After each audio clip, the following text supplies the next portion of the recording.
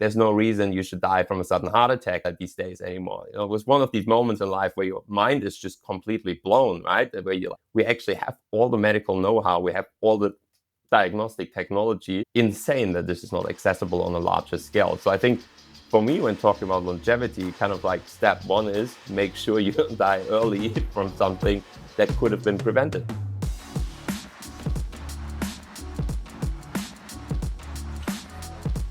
Welcome back to the Fitt Insider Podcast. I'm your host, Joe Veneri.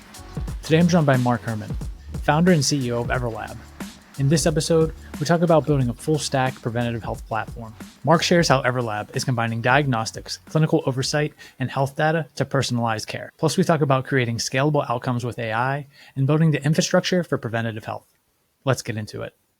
The Fitt Insider Podcast is presented by EGYM. EGYM's smart fitness ecosystem is transforming healthcare through exercise. Combining strength equipment with AI-powered software and corporate wellness platform WellPass, it's leading the shift to proactive preventative health. Learn more about EGYM's intelligent workout solutions at egym.com. Hi, Marc. Welcome to Fitt Insider. Thanks for joining us. Thanks for having me. Let's kick things off by you giving us a quick introduction about yourself and Everlab, and then we'll get into the conversation. I'm Marc. I'm the founder and CEO of Everlab. We're a preventive health and longevity startup out of Australia. Launched the business in late 2023 and basically spent all of 24 building in beta a full stack platform to automate and streamline clinical decision making and ongoing care management. And since 25 are on the market, scaling up, have seen tremendous growth, 40% month over month throughout the whole year, and just closed our seed round with Left Lane, a US-based venture capital firm. Yeah, a lot of interesting trends that you're hitting on, kind of right timing. Selfishly, a couple of the reasons I wanted to have this conversation. One, the longevity, preventative care, all the things that are happening in that space.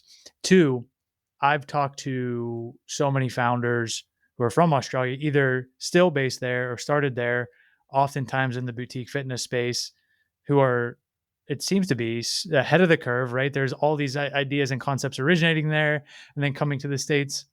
So I kind of wanted to see how longevity and preventative health kind of fits into that equation. And then three, just one, the traction that you're kind of seeing with your concept. Obviously, we covered that you guys raised your seed round and you were starting to gain traction. So yeah, I guess kind of setting the stage there, what has this kind of startup period been like? Getting the kind of concept formalized, then, as you mentioned, opening up more publicly and not only taking on clients and patients, but also, I think, more publicly talking about what you were doing at Everlab. What's kind of the state of the business?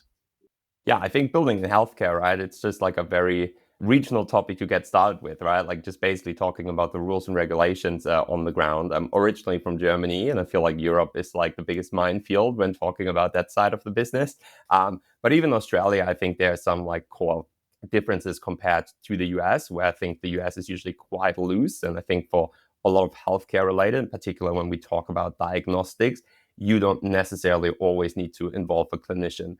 That is very different in Australia. So I think for us, just getting started, like point one was just, I think just like more technically, how do you actually comply with all the rules on the ground and really make sure you build something that is scalable, that is safe, and there's really something that doesn't get shut down quite quickly again. And I think, again, talking about clinicians and really just making sure you build a product that works across 1,000 clinicians, so to say. I think that is where a lot of the challenges were coming in. And I think for us from the get-go was really about thinking, hey, how can we actually build the infrastructure to turn every doctor that consults for us into like a unicorn doctor, right? It's kind of this like idea of the PRT out of your pocket. That's what took us quite a long time, where I would say maybe some of our US peers were able to go to market a little bit quicker, because it's basically just, in particular, when you talk about diagnostics, right? This is of like you go out, you get a set of diagnostics, you receive the results in the app.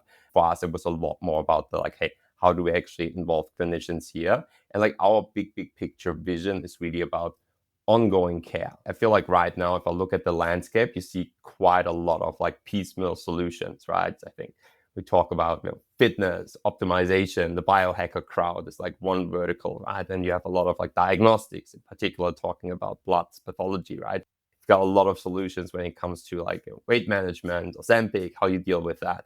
And I think like where we really come in and our big vision is really about like how can we actually become your healthcare partner for life? That's basically where we get started. So the solution we build is deeply integrated already into the existing healthcare system. Meaning for us, basically, we do the care navigation, meaning if we run a set of diagnostics on you, we find issues, we're actually able to refer you out to a specialist. And because we are the referring doctor, basically all the information makes its way back into our system. So we really want to sit in the center of your healthcare. We want to understand you the best, aka collect the maximum amount of data to then give you the best care and adapt that really over 20, 30, 40, 50-year horizon. I think that's how we're fundamentally a little bit different to a lot of the other solutions you might have seen on the market. When you're starting to do this kind of deep dive, seeing if this concept's going to work, how you're going to kind of tackle these different, whether it's regulations or, consumer traction, is it a matter of looking globally and saying, hey, these are all the various concepts, whatever may have emerged in the US or Europe or already in Australia, and trying to see how you can differentiate? Or are those things not even really relevant, just given the different landscape that you are encountering? I mean, you were mentioning before, right? It's quite interesting. I feel like there's a lot of Australians even running some of the successful preventive health companies in the US, right? So I think it just has to do with the fact like Australia, I think it's one of these markets that is often overlooked just because it's relatively small, right? Like you're talking a tenth of the size of the US. But I do think it's one of these markets that is extremely quick to take on trends. I think just like the country in itself is very digitized. Like even if you look into like big tech, right, like Meta, for example, they usually roll out their features for testing in Australia before they actually roll it out in the US. So I think like that combined with the fact that, very high GDP per capita and therefore obviously people caring more about wellness, I would say it's pretty forward. I wouldn't say it's like much further ahead than the US, but I think it's probably like on a very similar level. I would say when talking about preventative health in itself, just because of the nature of the regulatory environment, I would say things here happen a little bit later compared to the US, because figuring out these regulatory hurdles, I think like was one of the trickiest things here, and also why us that have been starting in 23 are still like one of the first ones in the market and one of the ones growing the quickest, because we just had to navigate the regulatory environment here. But more concretely speaking about how does the product look like? Yeah, obviously, right? Like we're in the space, so sure, right? Prenuvo was very early to the party, right? We also saw Function Health like very early in the days. But I think for us, it was just really, we were always really approaching it more from this like angle of like, how is healthcare broken? I think for us, one of the big hypotheses we always had is that at the moment, consumers are kind of living in these two worlds and they're completely disjointed, right? Like you've got the wellness world, the wellness and fitness world, right? Like, and that one gets a lot more medical with like peptides coming in and like how can I optimize myself daily. And then you have the traditional medical world, right, that your old school GPs and so on. These two worlds don't even talk with each other. So I think for us, like the big vision was really about like, hey, how can we actually move the two worlds together, and how can we actually build something that is optimized for the human? So yes, of course, you would always look around. I would say here, the US definitely was the first to the party. And again, to my point, I am European. I know how the landscape looks like. I think they're even, further behind just because the navigation here. But in the end, I think it's really about this looking around, but kind of coming up with your own vision to what you want to build.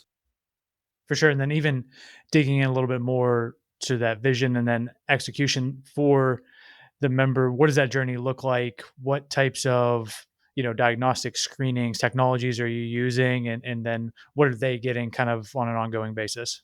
Yeah, so everything starts with us, and that is, up to my knowledge, something where we're the only ones in the world right now. We found a way to basically access around, say, 80 to 90% of the last 30 years worth of healthcare data in Australia.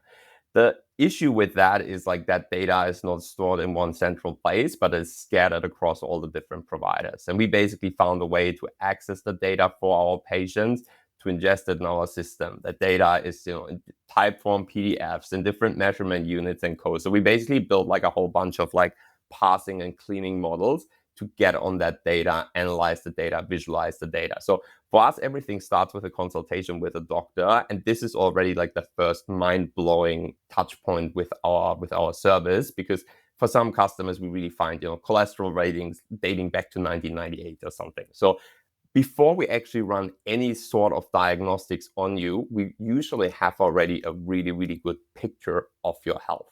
And then we combine that really with all of the more personal data. So ethnicity is a really important one. So not sure if you're familiar with that, but if one of my co-founders, two of my co-founders actually of Indian heritage, right? Indian heritage, unfortunately, means they have around a 30% higher risk of heart disease.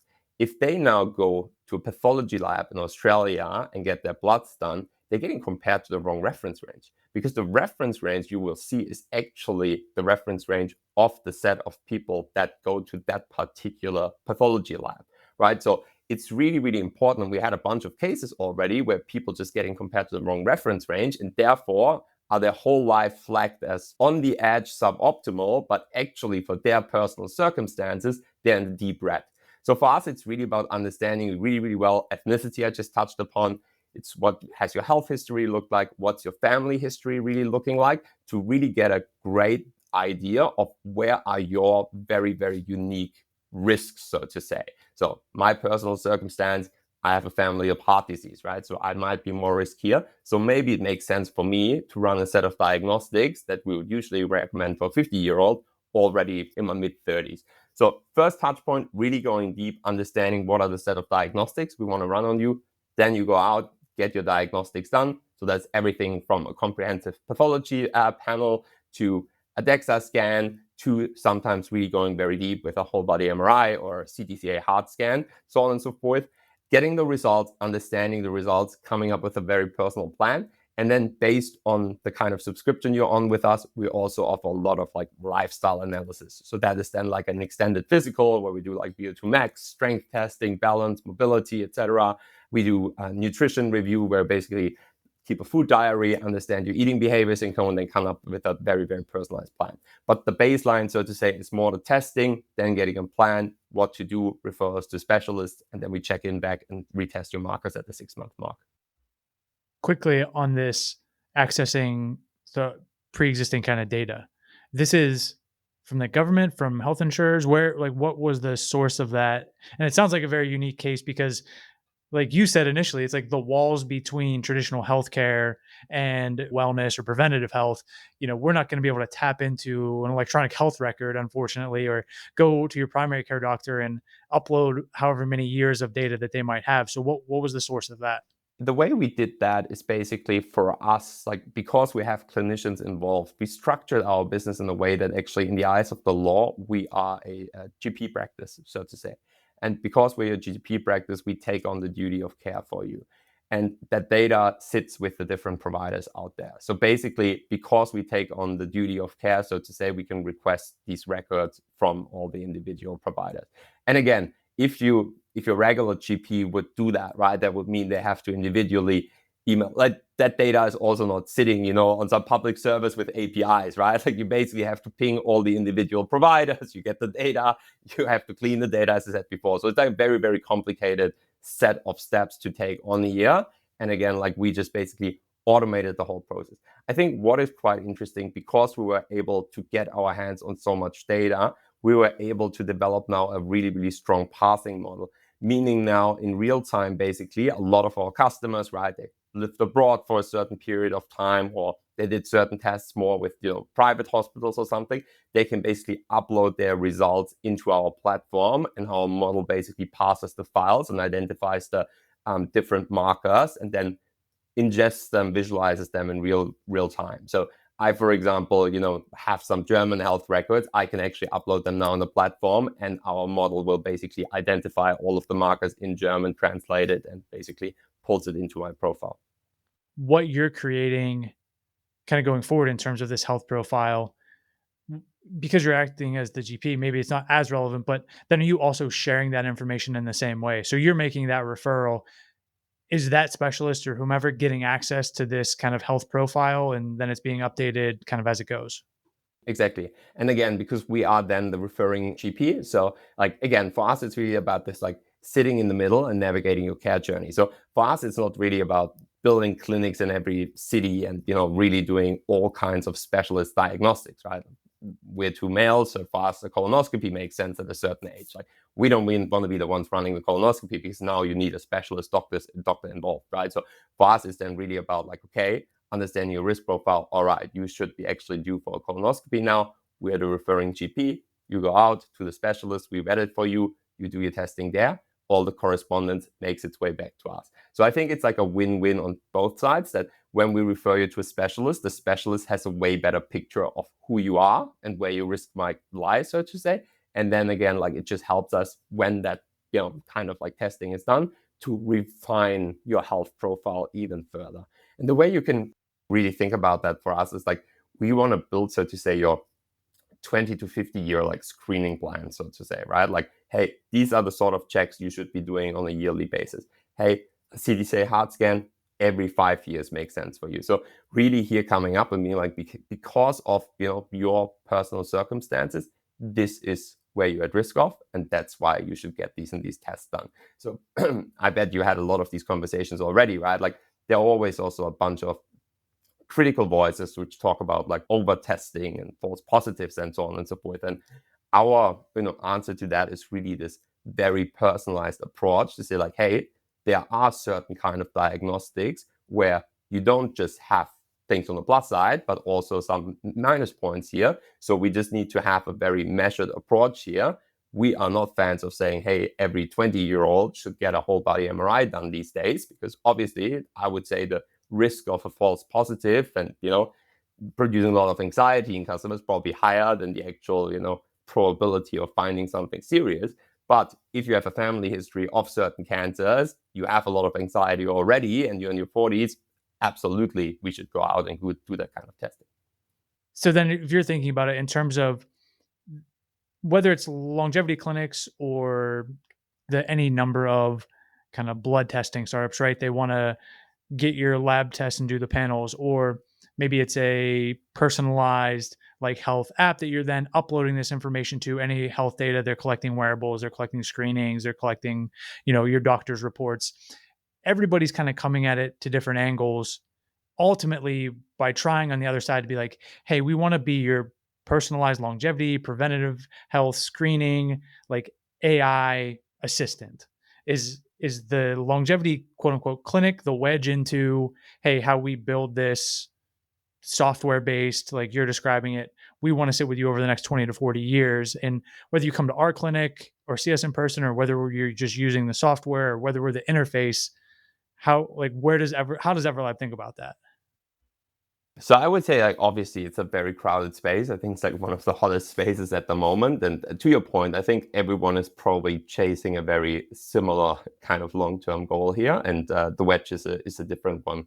I think for us, we see ourselves first and foremost as a medical service. So again, for us, like we don't position ourselves as a health app. We really have clinicians involved at every step of time. So every one of our customers has access to a doctor, because the one thing we realized when we got started is like one of the biggest gaps today is like people just really lack a doctor they're trusting, right? Like I remember in our very early days, I think like amongst our first 100 customers were 4 billionaires. 3 of them didn't have a doctor, right? Like it's pretty insane, right? You've got all the resources in the world, but you don't have a doctor, right? And I actually think the situation was probably better 20 years ago, because people would still have their family doctor, right? It was like very qualitative, but still it was kind of a person you saw on a continuous basis that would kind of know you, so to say. We absolutely believe in AI, and we think that AI will take over more and more and more of the doctor's job. But I think for today, the doctor is an important element here. And I think for us also, we always differentiate between like fringe science and forward science. And for us, we really, make sure we lean on the forward science side of things. So there's also a lot of things where we just say no, right? Like there's a lot of customers that come to us, and I think, HRT and co are like the things that are really hip these days. And we have very strong positions. It's like, no, we're not the kind of place. Like we will get you an HRT if you really need it from a clinical perspective, but we will not give it to you if you don't need it. So I think for us, we really approach this more from the medical side because we think that's the area that is inherently broken right now. I think in particular when you talk about males, a lot of people just don't go see a doctor. So for us, it's really about starting that and building the trust. So really fixing the medical side of things and then layering the lifestyle side on top of it. Yes, there's a lot of very relevant information you can get out of wearables and co, but we really want to get started with the medical side of things, really making sure, hey, heart disease, cancer, metabolic issues, like let's really make sure you're good on that side of things. And then we focus on the optimization, quote unquote. So if you also look into our customer profiles till date, like the amount, sure, we have a certain amount of the classical, tech bro biohacker profile, but a lot of our customers are actually just like, hey, I'm in my mid 40s, I'm in my mid 50s. I had a friend who had a sudden heart attack. I see my, parents aging. I just really want to understand my health better and make sure there are no unknown unknowns. And I think from that approach, we felt like that's really been something that helped us a lot. Not that like, crazy longevity, like blood plasma, etc. kind of thing, but just really say like, how can you actually practice incredibly powerful, cutting edge personalized medicine? This episode of the Fitt Insider Podcast is brought to you by EGYM. EGYM makes some of the most innovative strength training machines on the market, but that's only one part of their integrated ecosystem. With connected fitness equipment, AI-powered gym software, and a comprehensive corporate wellness offering, it's forging the future of preventative health. Partnering with companies worldwide, EGYM's WellPass program improves employee health by expanding access to premier fitness and health facilities. Upgrading gym floors, EGYM equips every operator with smart equipment and AI tools to create hyper-personalized training plans for every exerciser. Putting it all together, they're transforming healthcare through exercise. Experience the power of EGYM's ecosystem at egym.com. Because it is like a very hot space right now, and that certainly has its benefits, right? It's more top of mind. It's interesting for investors that maybe hadn't considered the space before, all those sorts of things. But then there's also this spot that it puts you in where it's like, even if you think about, and not just specific to Everlab, but across the category, like described in the media, it's like longevity clinics, biohacker labs, health optimization, like all these different things, even so far as like, it feels like to me from the outside looking in, like a lot of the companies aren't even quite sure how to talk about themselves, how to message it, because it's like longevity resonates with people. So it's like they're saying that, but it's not a longevity clinic because they're not actually practicing longevity medicine. They're just doing preventative diagnostics. How do you square that? Like you're talking now a lot about the GP and running models that parses health data and doing screenings over multiple decades. Like that is not what you would think of when you think of this longevity field, right? So it has its pros and cons, and now you're left to kind of carve out your own identity within the space. Yeah, 100%. I think the term longevity, right? I think it's still shaping up. And because there's now so much more movement and so many more brands and founders building in the space, I think probably the term longevity will get shaped still in the coming years. So I would agree with you probably because the very, very early longevity startups, you really just think about the crazier sorts of novel treatments, so to say, coming into play. But I mean, I think the way we interpret the word is just right. Like it's really about how can you actually live like a long and healthy lifestyle, right? Like I think that's probably the starting point for everything, right? Like let's just really make sure. And like my main motivation getting started for the business was like my dad died from a sudden heart attack when I was 13, and it was your regular case you unfortunately see way too often, mid 40s, top fitness, zero signs, just out of the blue, out of nowhere. And I think the crazy stuff for me was like when I met my co-founder, Steven, who's the CMO, like our doctor in the team, right? And he was basically like, hey, there's no reason you should die from a sudden heart attack these days anymore. It was one of these moments in life where your mind is just completely blown, right? Where you're like, hey, we actually have all the medical know-how, we have all the diagnostic technology. Insane that this is not accessible on a larger scale. So I think for me, when talking about longevity, kind of like step one is make sure you don't die early from something that could have been prevented, right? And then I think two, again, it's also about the terms health span, right? Like it's also something that became very, very popular. So I think that's just like a very, very good starting point. And again, for us, the way we look at that, and we have a resource basically that's just doing full-time medical research. So even though I talk a lot about GPs and GPs doing the consulting for us, the way a consultation looks like at Everlab is nothing like you would think about a regular GP experience would look like. So we will talk about things like, supplements, novel treatments, etc., in these consultations as well, because we basically have our own stance when it comes to, some of these novel sort of treatments. What we don't do though is start prescribing you things where we say, hey, the actual research is just not there, and there are actually some downsides here. So don't think about us like, running large scale Brian Johnson experiments on, on people. We're kind of like, hey, we'll monitor the research, and whenever there's something where we have enough data points, say like this is safe and actually beneficial, we will include it and make it accessible for our customers. Because one of the biggest problems today, right? Like on average, it takes 10 years from a medical breakthrough basically to make its way into general practice.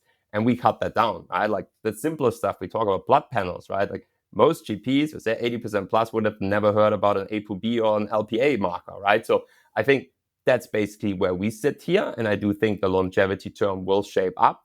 I think one of the biggest benefits is just really making these sorts of things accessible for a larger population, and not this, top 1% people that just have the time and the mind space to think about these sorts of things.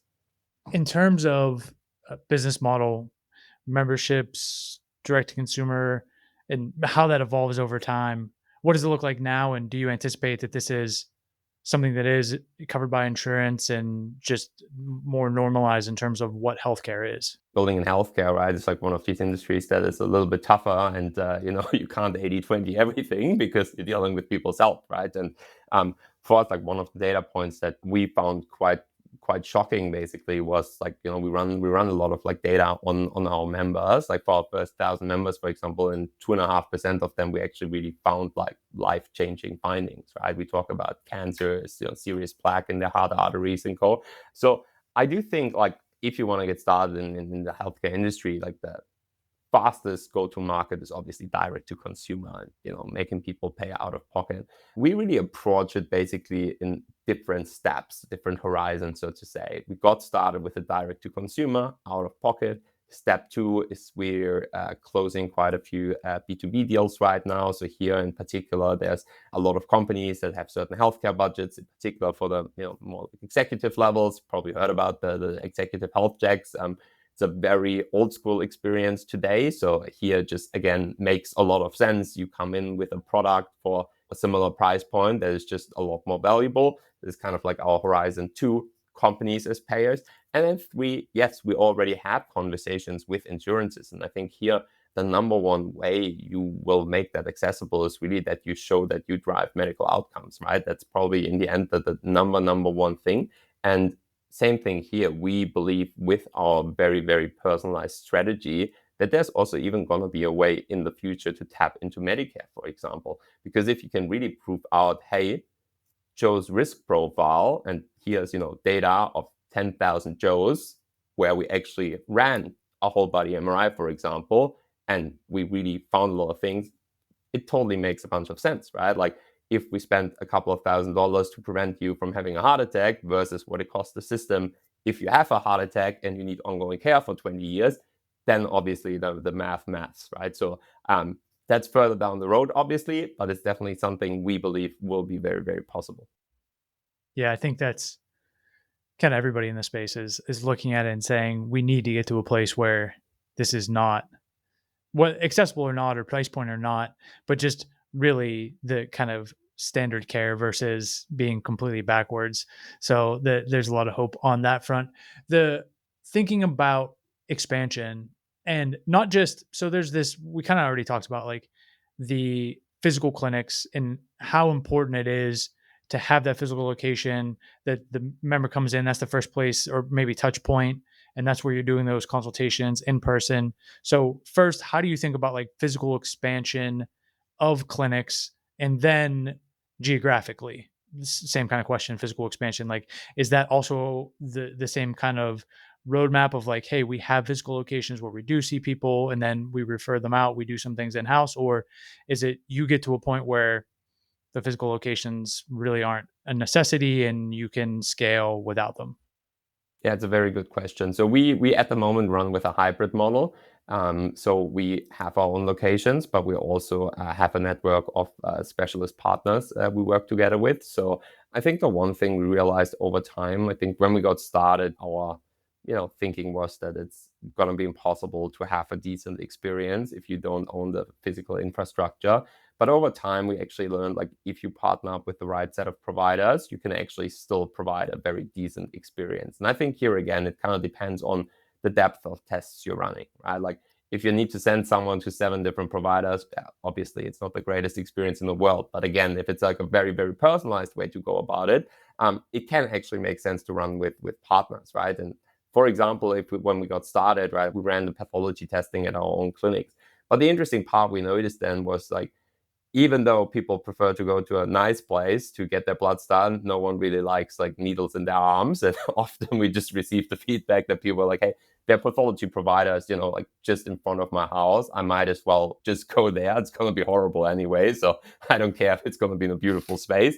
I'll just be here. So I think it's really about like balancing the two of them. And right now, I think we also found a really great model to expand a lot faster with a partnership-led approach. So I think our operating model is going to evolve probably more into like a land and expand kind of model, that we go out, we launch a new geography with partners, and then launch clinics over time. Probably going to be reserved for tier A, maybe tier B cities. But if we just talk about more rural areas, just, I think it doesn't make much sense from a profitability perspective. So we definitely plan on launching more clinics, but the partnership model definitely gains a lot of traction for us as well. And coming back to what is the ultimate value we're providing, right? It's really about capturing the data, running the analytics, giving you a very, very personalized approach to your health. Versus owning the physical infrastructure that is already there, because a scan will be a scan, and there are people that are just doing the scanning, and they're going to be probably the ones providing the best experience there. I think it's a totally different approach if you come more from the wellness side of things, right? Like, then it's just more a point of, a place where you go to, you relax, right? Like you meet with people, you socialize. Like, I think that's a totally different world, but for us, it's really more like coming from the medical side. Talking about international expansion, definitely something on the cards for us as well in the upcoming months. To be honest, like, we're still tossing up the different geographies right now. As I said before, I am European. I know the European market really, really well. Definitely big minus from the regulatory side of things. And I think also the customer behavior is a bit of a different one, but interesting market. We are in Australia. Asia is quite close. Health checks, preventative health has a way bigger, importance, I would say, in the general culture in Asia versus Western culture. So there are a bunch of markets we look at that are interesting as well. And then US, obviously, it's always the biggest size of the prize. We do think we have a quite unique model here, but yeah, it's definitely the one where there's currently a huge knife fight going on between everyone. So I think you just really need to make a conscious decision if you want to be involved with that today or not. I think it's really interesting to think, like, yes, the US is interesting, but being the whatever prominent brand globally relative to the, or internationally relative to the US, like, that's also a huge opportunity when you think of not only Australia, but the Asia and across Europe. The How much, whether it's the US or any other market, how much you anticipate having to change the model based on the regulatory environment? It really, really depends, right? So to my point before, if you compare to Australia to the US, for example, the US is a lot easier from a regulatory point of view. So there's actually just more about, like, do we actually strip certain elements out of the business and improve margins, right? Like, you don't need to have a clinician involved at every touch point. I think we would still keep it because we really do think that is incredibly valuable. The UK has a very, very similar healthcare system compared to Australia. Same language, similar culture. So that obviously is a big, big plus for some of these Western markets. Asia is also quite loose when it comes to regulations. So there are definitely certain aspects where you have to slightly tweak the model, but I think nothing that fundamentally changes the way we operate. Up to your point, will it be as great on the way in like in Australia, where we can get a lot of data and get to know you very, very well from day zero? Probably not. But with all of the tech we're building surrounding it, I think there's a way where you can still get a lot of value very quickly with the kind of service we are providing. How that always works, like my mom the other day in Germany went out and got like a CTCA heart scan done. She received her results on a freaking CD. She Wow. was like, I don't even know how to access that data, right? So there's obviously going to be these sorts of things happening. But all in all, I think, globally we move towards that personalized, data-driven world. So I think 5 years, 10 years down the track, things will just be more beneficial for the kind of business we're running. It might be too early to tell, but do you anticipate running into, because you're talking about, and it makes sense, and there are some other models that apply this. Hey, we'll do whatever diagnostics and certainly consultations, whatever in-house. We'll refer people out for more specialized things, and certainly when it comes to more severe cancers and things like that, that's probably always going to be outside the domain and scope of like a quote unquote longevity or preventative health clinic that's doing screenings. But at the same time, there are others who are building proprietary scanning technology and others who are rolling up blood panels and scans and trying to do things more vertically integrated. Will we get to a place where even among preventative health and longevity diagnostics clinics, they are siloing off and saying like, no, you can't access our information and our member is going to be our member exclusively. And then we kind of get into this weird arms race, siloed healthcare system 2.0 thing that, again, it might be too early to tell, but maybe it could head that direction. There's definitely a big risk that this is happening. And again, right, like sitting on the data is valuable. I think for us, from a moral point of view, so to say, I do think the data should live with the customer. The question is like, how does that live? So even today, right, like if we have a customer that decides to join, like we continue giving them access to their healthcare data, right? Like if customers want to export their data in terms of PDF and co, we let them do that.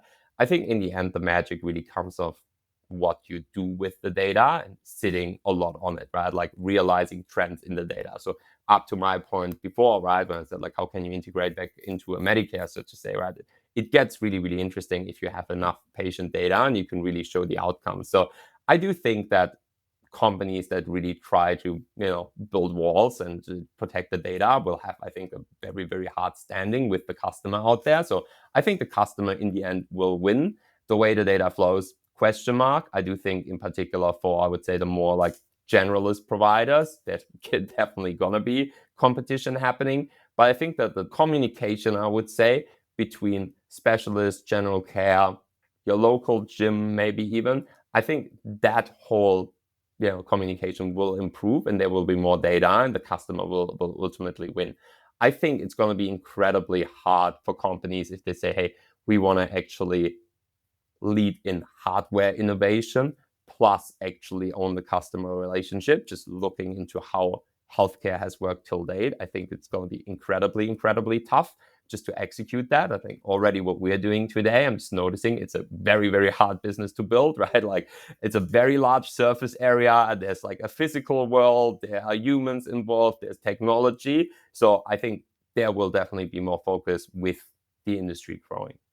Having recently closed that seed round, thinking about, now putting that capital to work and making sure that you continue to expand, what's top of mind or the things you're talking about with the team or even most focused on or excited about as you think about continuing to grow? 100% technology. I think technology is where everything starts. And again, like I think we've built something truly unique here when it comes to the data, the workflows, connecting into all the different providers. I think there's a lot of infrastructure work which you wouldn't see maybe like on the customer facing side. So like we have full on workflow management.